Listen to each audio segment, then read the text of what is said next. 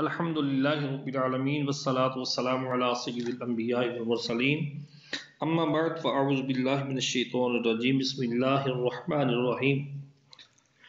صاحب بہار شریعت حضرت علامہ مولانا مفتی محمد امجد علی اعظمی رحمۃ اللہ تعالی علیہ بہار شریعت کے حصہ چھٹا اور صفحہ نمبر 1125 پر وقوف آداب کا ذکر فرماتے ہیں۔ اب وہ کہ یہاں ہیں اور وہ کہ ڈیروں میں ہیں، یعنی جو پہاڑوں پر ہیں یا نیچے ہیں، سب ہمہ تن صدقے دل سے اپنے کریم مہربان رب کی طرف متوجہ ہو جائیں اور میدان قیامت میں حساب اعمال کے لیے اس کی حضور حاضری کا تصور کریں۔ نہایت خشوع و خضوع کے ساتھ لرزتے کانپتے ڈرتے امید کرتے آنکھیں بند کیے گردن جھکائے دستے دعا آسمان کی طرف سر سے اونچا پھیلائے تکبیر و تحلیل و تسبیح و لبیک و حمد و ذکر و دعا و توبہ و استغفار میں ڈوب جائے۔ کوشش کرے کہ ایک قطرہ آنسوؤں کا ٹپکے کہ دلیل اجابت و سعادت ہے۔ آنسو کا نکلنا مقبولیت کی دلیل ہے، ورنہ رونے کا سا منہ بنائے کہ اچھوں کی صورت بھی اچھی ہے۔ اثناء درود و ذکر میں لبیک کی بار بار تکرار کرے، یعنی ذکر و درود کے دوران لبیک کی تکرار بھی بار بار کرے۔ آج کے دن دعائیں بہت مقبول ہیں، اور دعائیں کون سی جو جامع آپ کے سامنے ذکر کر چکا ہوں، چند بار اسے کہہ لو، اور سب سے بہتر یہ ہے کہ سارا وقت درود و ذکر و تلاوت قرآن میں گزار دو کہ بوعدہ حدیث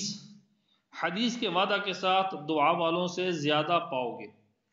نبی کریم صلی اللہ تعالی علیہ وسلم کا دامن پکڑو، غوث اعظم رضی اللہ تعالیٰ عنہ سے توسل کرو، وسیلہ پکڑو، اپنے گناہ اور اس کی قہاری یاد کر کے بیت کی طرح لرزو اور یقین جانو کہ اس کی مار سے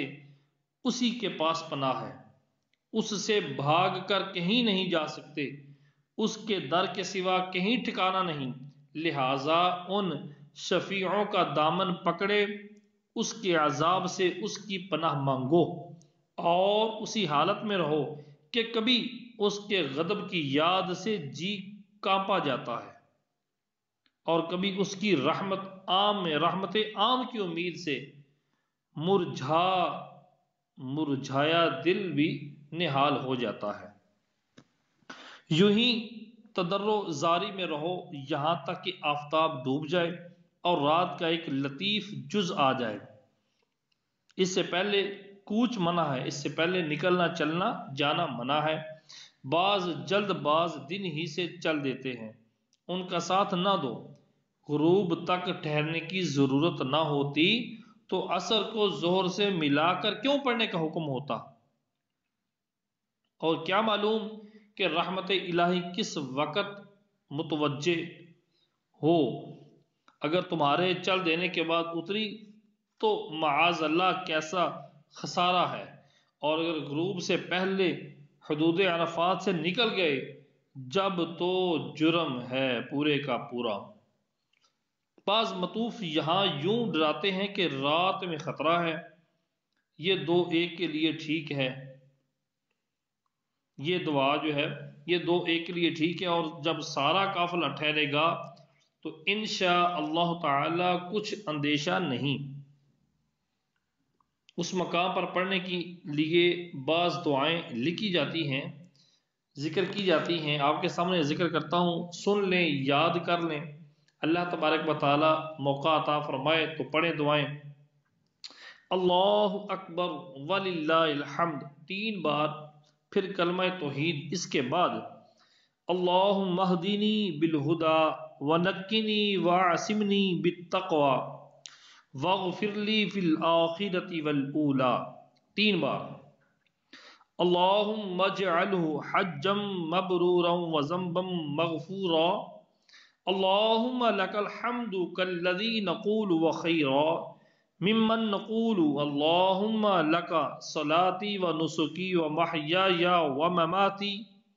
وإليك مآبي ولك ربي تراثي اللهم إني أعوذ بك من عذاب القبر ووسوسة الصدر وشتات الأمر اللهم إني أسألك من خير ما تجيء به الريح ونعوذ بك من شر ما تجيء به الريح اللهم اهدنا بالهدى وزينا بالتقوى واغفر لنا في الآخرة والأولى اللهم إني أسألك رزقا طيبا مباركا اللهم إنك أمرت بالدعاء وقضيت على نفسك بالإجابة وإنك لا تخلف الميعاد ولا تنقص عهدك اللهم ما أحببت من خير فحببه إلينا ويسره لنا وما كرهت من شر فكرهه إلينا وجنبناه ولا تنزع منا الإسلام بعد إذ هديتنا اللهم إنك ترى مكاني وتسمع كلامي وتعلم سري وعلانيتي ولا يخفى عليك شيء من أمري أنا البائس الفقير المستغيث المستجير الوجل المشفق المقر المعترف بذنبه أسألك مسألة المسكين وأبتهل إليك ابتهال المذنب الذليل وأدعوك دعاء الخائف المضطر دعاء من خضعت لك رقبته وفاضت لك عيناه ونحل لك جسده ورغم أنفه اللهم لا تجعلني بدعائك ربي شقيا وكن بي رؤوفا رحيما یا خیر المسئولین و خیر المطعین۔ اور بہقی کی روایت جابر رضی اللہ تعالیٰ عنہ سے اوپر آپ کے سامنے ذکر کی چکی ہے، اور میں نے جو دعائیں ذکر کی ہیں آپ کے سامنے انہیں بھی پڑھیں اور یہ بھی پڑھیں، یعنی لا الہ الا اللہ وحدہ لا شریک لہ لہ الملک ولہ الحمد وہو علی کل شیء قدیر 100 بار، قل هو اللہ 100 بار، اللہم صلی علی سیدنا محمد کما صلیت علی سیدنا ابراہیم وعلی آل سیدنا ابراہیم انکا حمید مجید وعلینا معہم 100 بار۔ ابن ابی شیبہ وغیرہ۔ امیر المؤمنین مولا علی کرم اللہ تعالی وجہہ الکریم سے راوی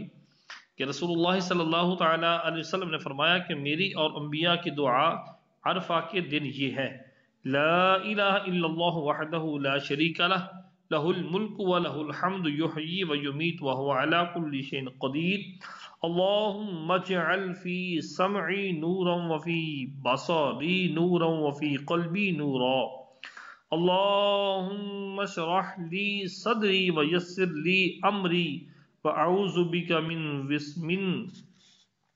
وساوس الصدر وتشتیت الامر وعذاب القبر، اللہم انی اعوذ بک من شر ما یلج فی اللیل وشر ما یلج فی النہار وشر ما تہب به الریح وشر بوائق الدہر۔ اس مقام پر پڑھنے کی بہت سی دعائیں کتابوں میں مذکور ہیں، مگر اتنی ہی کفایت کرے، اور درود شریف و تلاوت قرآن مجید سب دعاؤں سے زیادہ مفید ہے۔ نمبر 23، ایک ادب واجب الحفظ اس روز کا یہ ہے کہ اللہ تعالیٰ کے سچے وعدوں پر بھروسہ کر کے یقین کرے کہ آج میں گناہوں سے ایسا پاک ہو گیا جیسا جس دن ماں کے پیٹ سے پیدا ہوا تھا، اب کوشش کروں گا کہ آئندہ گناہ نہ ہوں، اور جو داغ اللہ تعالیٰ نے محض اپنی رحمت سے میری پیشانی سے دھویا ہے پھر نہ لگے۔ وقوف کے مکروہات، وقوف عرفہ کے مکروہات۔ نمبر 24، یہاں یہ باتیں مکروہ ہیں کہ نمبر 1، غروب آفتاب سے پہلے وقوف چھوڑ کر روانگی، جبکہ غروب تک حدود عرفات سے باہر نہ ہو جائے، ورنہ حرام ہے۔ یعنی اگر غروب تک عرفات کی حدود سے باہر نکل گیا تو پھر تو حرام ہے۔ نمبر 2، نماز عصر و ظہر ملانے کے بعد موقف کو جانے میں دیر کرنا۔ نمبر 3، اس وقت سے غروب تک کھانے پینے یا توجہ بخدا کے سوا کسی کام میں مشغول ہونا۔ نمبر 5، کوئی دنیاوی بات کرنا۔ 6، غروب پر یقین ہو جانے کے بعد روانگی میں دیر کرنا۔ جب پتہ چل جائے، کنفرم ہو جائے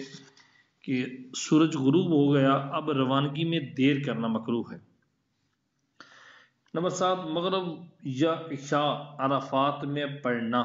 مکروہ ہے۔ تنبیہ، موقف میں چھتری لگانے یا کسی طرح سایہ چاہنے سے حت المقدور بچو، ہاں جو مجبور ہے وہ معذور ہے۔ جہاں پہ ٹھہرے ہوئے ہیں وہاں پر چھتری لگانا یا کس طرح کے سایہ بنانے کی کوشش کرنا، جہاں تو ہو سکے بچو۔ کوئی مجبور ہے، بیمار ہے، تو شریعت نے اس سے تو ویسے ہی حکم اٹھا دیا، وہ معذور ہے۔ ضروری نصیحت۔ تنبیہ، ضروری اشد ضروری، بد نگاہی حرام ہمیشہ حرام ہے، نہ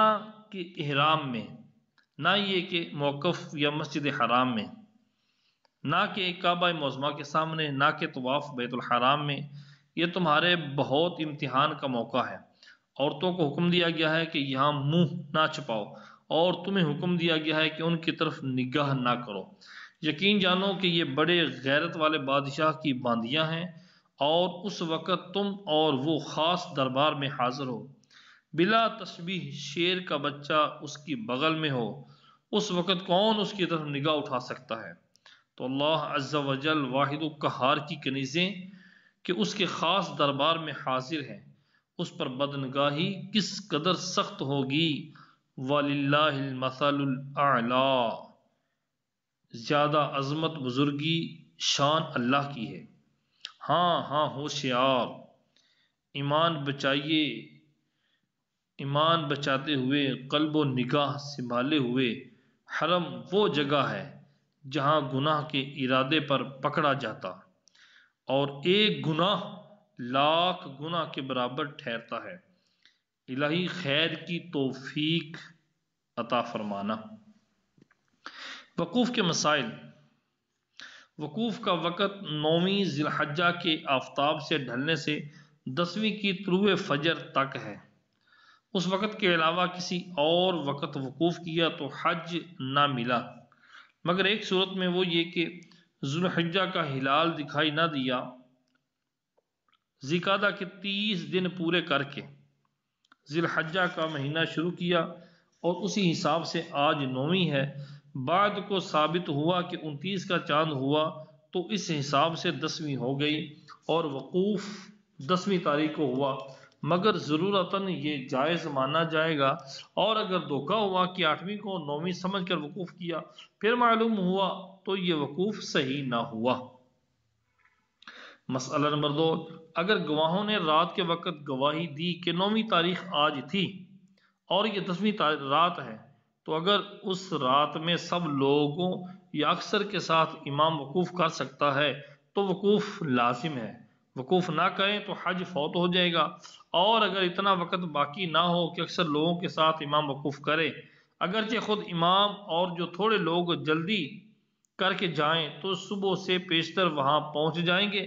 مگر جو لوگ پیدل ہیں اور جن کے ساتھ بال بچے ہیں اور جن کے پاس اسباب زیادہ ہیں، ان کو وقوف نہ ملے گا، تو اس شہادت کے موافق عمل نہ کرے، بلکہ دوسرے دن بعد زوال تمام حجاج کے ساتھ وقوف کرے۔ نمبر 3، جن لوگوں نے ذی الحجہ کے چاند کی گواہی دی اور ان کی گواہی قبول نہ ہوئی، وہ لوگ اگر امام سے ایک دن پہلے وقوف کریں گے تو ان کا حج نہ ہوگا، بلکہ ان پر بھی ضرور ہے کہ اسی دن وقوف کریں جس دن امام وقوف کرے، اگرچہ ان کے حساب سے اب 10ویں تاریخ ہے۔ مسئلہ نمبر 4، تھوڑی دیر ٹھہرنے سے بھی وقوف ہو جاتا ہے، خواہ اسے معلوم ہو کہ یہ عرفات ہے یا معلوم نہ ہو،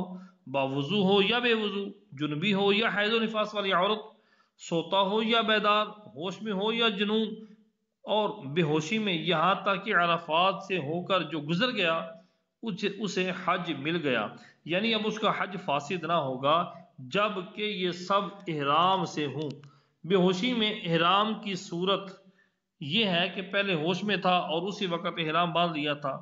اور اگر احرام باندھنے سے پہلے بے ہوش ہو گیا اور اس کے ساتھیوں میں سے کسی نے یا کسی اور نے اس کی طرف سے احرام باندھ دیا، اگرچہ اس احرام باندھنے والے نے خود اپنی طرف سے بھی احرام باندھا ہو کہ اس کا احرام اس کے احرام کے منافی نہیں، تو اس صورت میں بھی وہ محرم ہو گیا۔